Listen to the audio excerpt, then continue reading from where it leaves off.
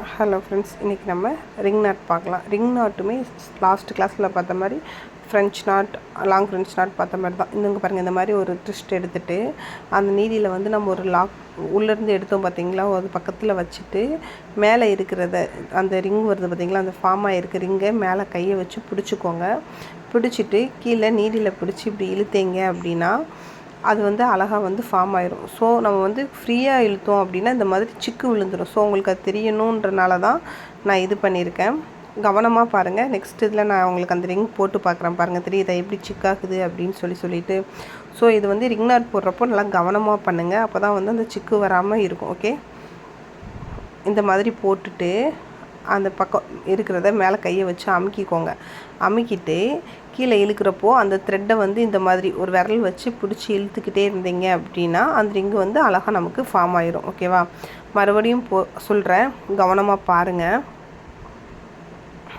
ஒரு ஒரு ஓவல் மாதிரி எடுத்துடுறோம். எடுத்துட்டு அது பக்கத்தில் வைக்கிறோம். வச்சுட்டு கீழே அதை நல்லா அந்த த்ரெட்டையுமே சேர்த்து நம்ம கையில் பிடிச்சிக்கிறோம்.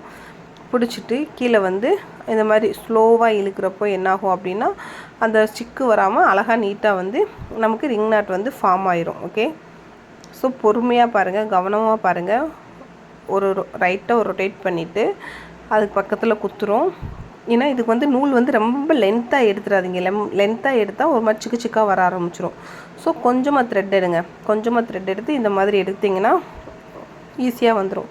ஏதாவது டவுட் இருந்தால் கீழே கமெண்டில் கேளுங்க. இதை வந்து ஒரு ஃப்ளவர் டைப்பில் போட்டு பாருங்கள், ப்ராக்டிஸ் பண்ணுங்கள்.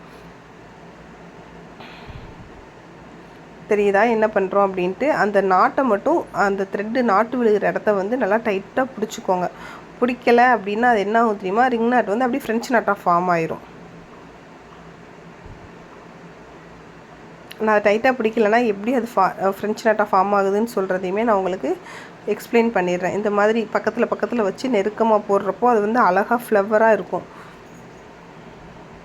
ஏதாவது டவுட் இருந்தால் கமெண்ட் பாக்ஸில் கேளுங்க ஃப்ரெண்ட்ஸ். வீடியோ பிடிச்சிருந்தா லைக் பண்ணுங்கள், ஷேர் பண்ணுங்கள், சப்ஸ்கிரைப் பண்ணுங்கள்.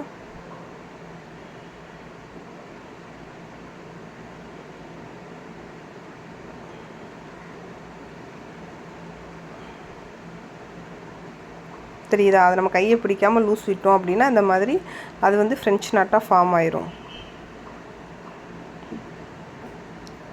இந்த மாதிரி ஒரு பூ எடுத்துகிட்டு அந்த பூவை சுற்றி போடுங்க.